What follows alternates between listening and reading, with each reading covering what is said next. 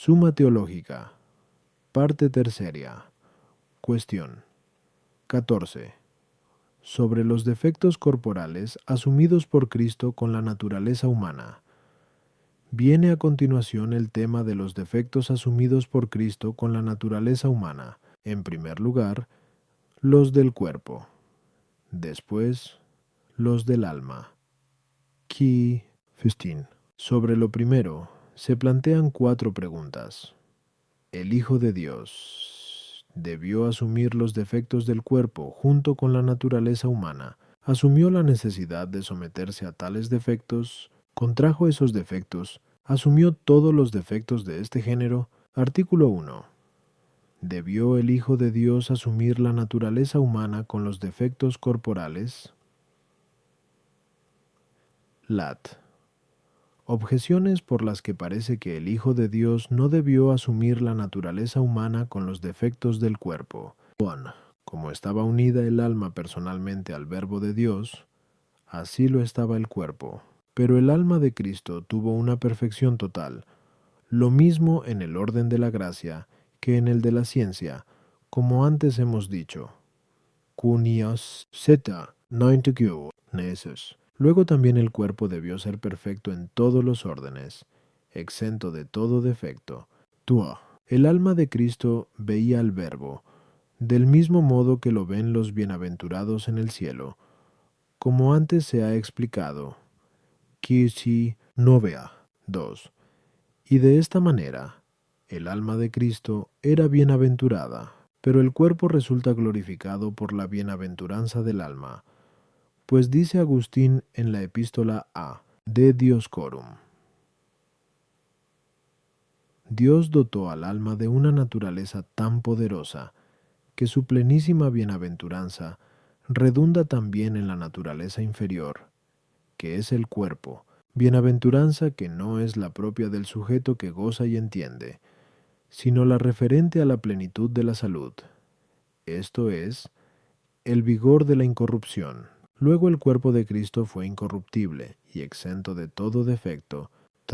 La pena es consecuencia de la culpa, pero en Cristo no existió culpa alguna, como se recuerda en 1 P 2:22. Él no cometió pecado. Luego tampoco debieron existir en él los defectos corporales, que tienen carácter penal. Ningún sabio toma aquello que le aparta de su propio fin. Pero los defectos corporales parece que impiden de muchos modos el fin de la encarnación. Primeramente, porque tales debilidades dificultaban a los hombres el conocimiento de la encarnación. De acuerdo con las palabras de Is 53:2-3, le hemos echado de menos, despreciado y el último de los hombres, varón de dolores y conocedor de la flaqueza, y cuyo rostro estaba como escondido y despreciado, por lo que ni siquiera hemos reflexionado sobre él. En segundo lugar, porque parece que no se cumpliría el deseo de los santos patriarcas, en cuyo nombre se dice en Is 51:9, Álzate, álzate, revístete de fortaleza, brazo del Señor. Finalmente, porque, para vencer el poder del demonio y curar la flaqueza humana, parece más apropiada la fortaleza que la debilidad.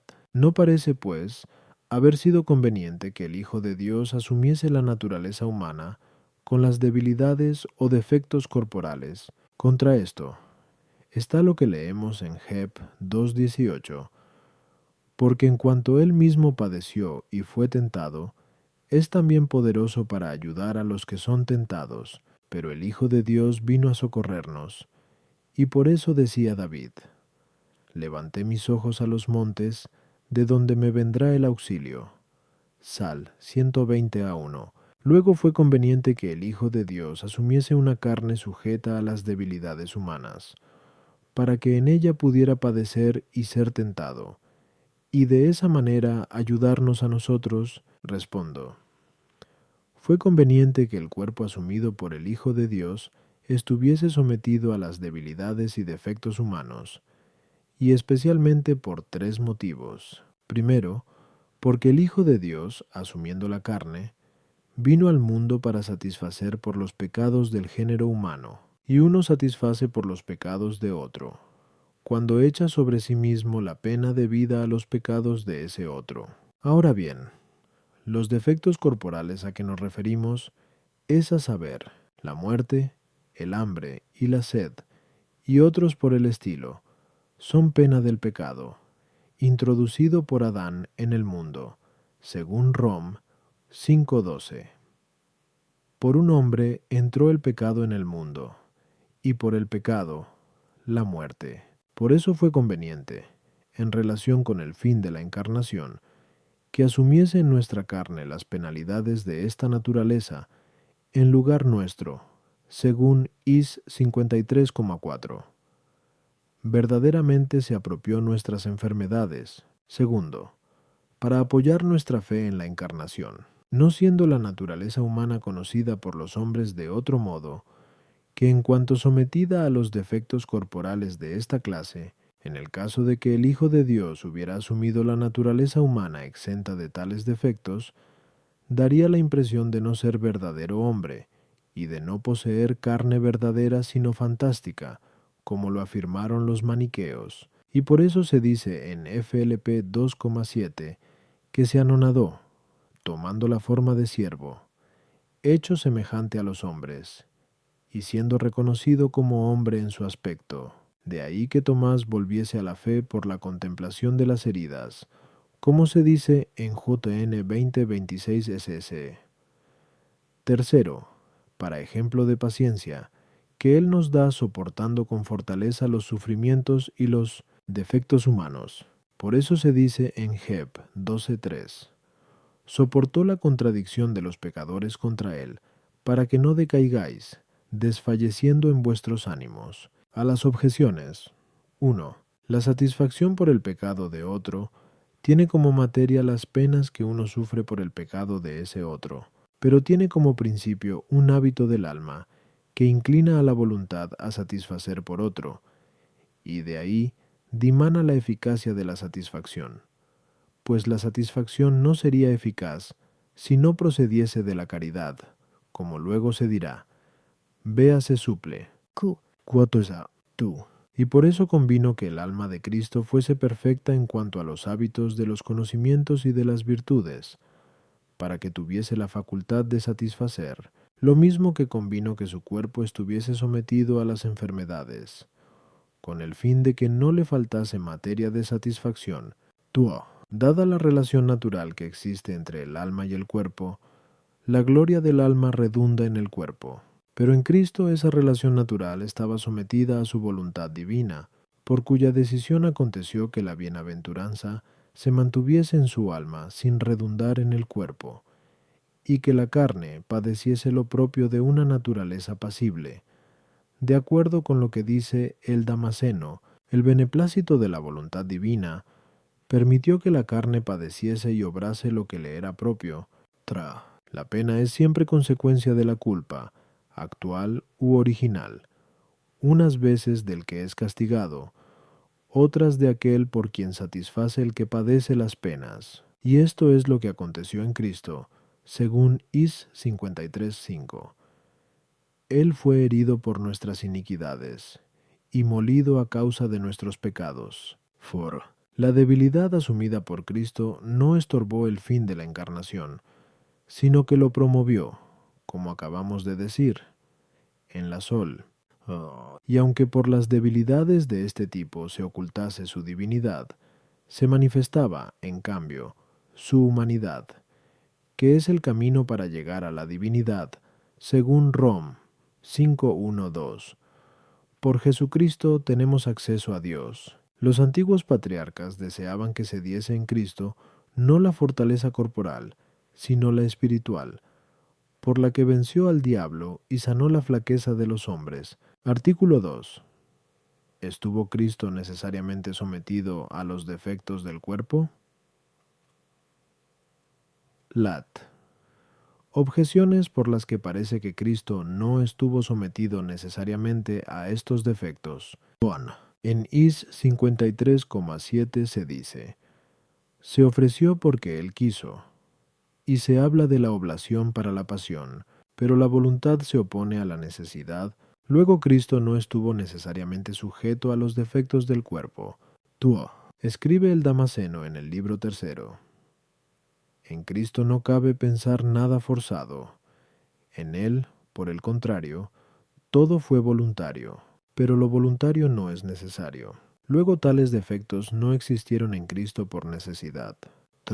La necesidad es impuesta por un ser más poderoso, pero no existe criatura alguna más poderosa que el alma de Cristo, de cuya incumbencia era conservar el propio cuerpo. Luego tales defectos o debilidades no se dieron en Cristo por necesidad. Contra esto están las palabras del apóstol en Rom 8:3. Dios envió a su Hijo en una carne semejante a la del pecado, pero es condición de la carne de pecado, la necesidad de morir y la de soportar otras pasiones semejantes. Luego en la carne de Cristo existió la necesidad de soportar esos defectos. Respondo. La necesidad es doble. Una, la de coacción, que proviene de un agente extrínseco, y esta necesidad es contraria tanto a la naturaleza como a la voluntad, por ser ambas principios intrínsecos. Otra, la necesidad natural, que es consecuencia de principios naturales, por ejemplo de la forma, siendo así necesario que el fuego caliente, o también de la materia, y así resulta necesario que el cuerpo compuesto de elementos contrarios se deshaga. Por consiguiente, según la necesidad proveniente de la materia, el cuerpo de Cristo estuvo sujeto a la necesidad de la muerte y a otros defectos semejantes, porque, como se ha dicho, el beneplácito de la voluntad divina permitió que la carne de Cristo obrase y padeciese lo que le era propio. Y esta necesidad, como acabamos de decir, emanaba de los principios del cuerpo humano. Si hablamos de la necesidad de coacción en cuanto contraria a la naturaleza corporal, nuevamente el cuerpo de Cristo, por imperativo de la propia naturaleza, estuvo necesariamente sujeto a la perforación de los clavos y las heridas de los azotes. Pero en cuanto tal necesidad es contraria a la voluntad, es claro que en Cristo no se dio la necesidad de esos defectos, ni respecto de la voluntad divina, ni respecto de la voluntad humana de Cristo en absoluto, en cuanto que ésta sigue a la razón deliberativa, sólo por relación al instinto natural de la voluntad, es a saber, conforme rehúye naturalmente la muerte y lo nocivo para el cuerpo, puede decirse que Cristo padeció necesariamente. A las objeciones. 1. Se afirma que Cristo se ofreció porque quiso, lo mismo por su voluntad divina que por su voluntad humana deliberada. No obstante, ser la muerte contraria al instinto natural de la voluntad, como dice el Damasceno. Tuo queda resuelta por lo expuesto. En la Sol. Hablando de modo absoluto, nada ha existido más poderoso que el alma de Cristo. Pero nada impide que haya habido algo más poderoso con relación a un efecto concreto, como es el del clavo para taladrar, y esto lo afirmo considerando el alma de Cristo según su naturaleza y virtud. Artículo 3. ¿Contrajo Cristo los defectos corporales? Lat. Objeciones por las que parece que Cristo contrajo los defectos corporales. 1. Se dice que contraemos algo cuando lo recibimos originariamente con la naturaleza, pero Cristo, por su mismo origen, junto con la naturaleza humana, recibió los defectos corporales provenientes de su madre, cuya carne también estaba sometida a defectos de esta clase. Luego da la impresión de que contrajo tales defectos. Tua. Lo causado por los principios de la naturaleza se recibe juntamente con ésta, y así es contraído. Pero las penalidades de este tipo son causadas por los principios de la naturaleza humana. Luego Cristo las contrajo.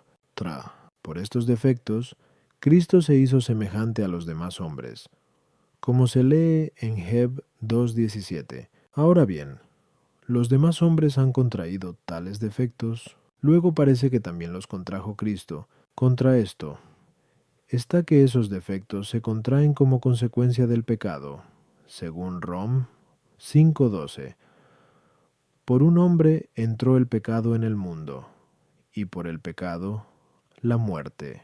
Pero en Cristo no existió el pecado. Luego Cristo no contrajo estos defectos. Respondo.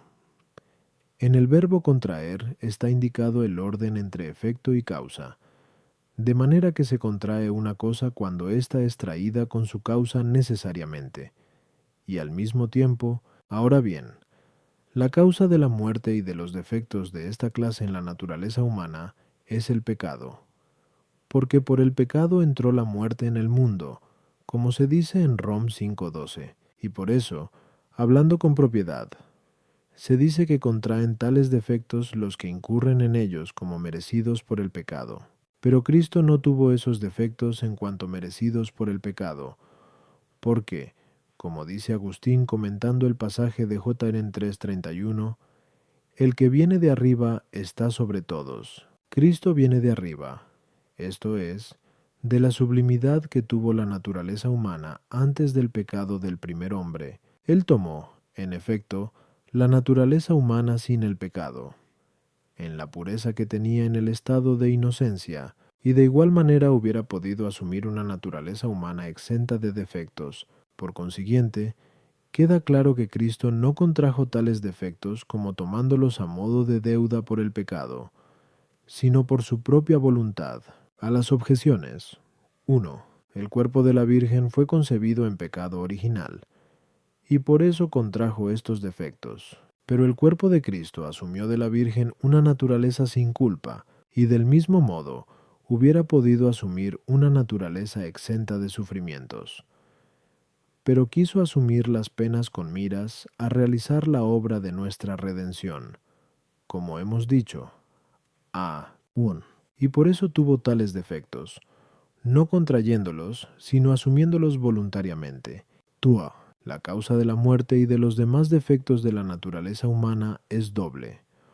Una, remota, cimentada en los principios materiales del cuerpo humano, por estar éste compuesto de elementos contrarios, pero esta causa estaba impedida por la justicia original, y, por eso, la causa próxima de la muerte y de los otros defectos es el pecado, que motivó la privación de la justicia original, y como Cristo estuvo exento de pecado. De ahí que digamos que no contrajo los defectos aludidos, sino que los asumió voluntariamente. 3. Cristo se asemejó a los demás hombres en estos defectos en cuanto a la forma, no en cuanto a la causa de los mismos. En consecuencia, no contrajo tales defectos a la manera en que los contraen los demás hombres. Artículo 4. ¿Debió asumir Cristo todos los defectos corporales de los hombres? Lat. Objeciones por las que parece que Cristo debió asumir todos los defectos corporales de los hombres. 1. Dice el Damasceno, lo que no es asimilable es incurable, pero Cristo vino a curar todas nuestras lacras. Luego debió asumir todos nuestros defectos. Tua. Hemos dicho a 1 ad 1, que, para que Cristo satisficiera por nosotros, debió tener en el alma hábitos que la perfeccionasen, y en el cuerpo defectos. Pero su alma asumió la plenitud de toda gracia, luego en su cuerpo debió asumir todos los defectos. Tra. El supremo de todos los defectos corporales es la muerte. Pero Cristo asumió la muerte. Luego, con mayor razón, debió asumir los demás defectos. Contra esto, está que las cosas contrarias no pueden realizarse simultáneamente en el mismo sujeto, pero hay ciertos defectos que son contrarios entre sí, porque proceden de principios contrarios. Luego no fue posible que Cristo asumiese todas las flaquezas humanas. Respondo. Como hemos expuesto, a 1. Cristo asumió los defectos humanos para satisfacer por el pecado de la naturaleza humana, para lo que era necesario que su alma poseyese la perfección de la ciencia y de la gracia. Por consiguiente, Cristo debió asumir aquellos defectos derivados del pecado común a toda la naturaleza humana, a condición, sin embargo, de que no fuesen incompatibles con la perfección de la ciencia y de la gracia. Así pues, no fue conveniente que asumiese todos los defectos o flaquezas humanos, pues hay algunos que son incompatibles con la perfección de la ciencia y de la gracia, como son la ignorancia, la inclinación al mal y la dificultad para el bien. Y existen defectos que no son comunes a toda la naturaleza humana, en virtud del pecado del primer hombre, sino que, en determinados hombres, provienen de causas particulares, como acontece con la lepra, la epilepsia y otros por el estilo. Estos defectos, unas veces, provienen de una culpa personal, por ejemplo, de desórdenes en la comida. Otras emanan de una constitución débil. Ninguna de estas dos cosas es aplicable a Cristo, puesto que su cuerpo fue concebido por obra del Espíritu Santo, que goza de sabiduría y virtud infinitas, siendo incapaz de equivocarse y de fallar, y por otro lado, Cristo no hizo nada desordenado en su comportamiento. Existen, en tercer lugar, defectos que son comunes a todos los hombres a causa del pecado original, como son la muerte, el hambre, la sed y otros parecidos, y todos estos fueron asumidos por Cristo. El Damasceno los llama pasiones naturales y no deformantes. Naturales, porque acompañan ordinariamente a toda la naturaleza humana. No deformantes, porque no implican defecto de ciencia ni de gracia. A las objeciones. 1. Todos los defectos particulares de los hombres proceden de la corruptibilidad y pasibilidad del cuerpo, a las que se suman algunas causas particulares, y por eso, Cristo, por haber curado la pasibilidad y la corruptibilidad de nuestro cuerpo al asumirlo, curó, consiguientemente, todos los otros defectos. 2. La plenitud de toda gracia y de toda ciencia le era absolutamente debida al alma de Cristo, por el hecho de haber sido asumida por el Verbo de Dios, y por tanto, Cristo asumió, de forma absoluta, toda la plenitud de sabiduría y de gracia. En cambio, asumió nuestros defectos a manera de administrador, para satisfacer por nuestro pecado, no porque le correspondiesen por su propia naturaleza, y por tanto, no fue necesario que los asumiese todos, sino sólo aquellos que bastaban para satisfacer por el pecado de toda la raza humana. 3. La muerte pasó a todos los hombres como efecto del pecado del primer padre. Pero no aconteció eso con los otros defectos, aunque sean menores que la muerte. De ahí que la razón no sea semejante.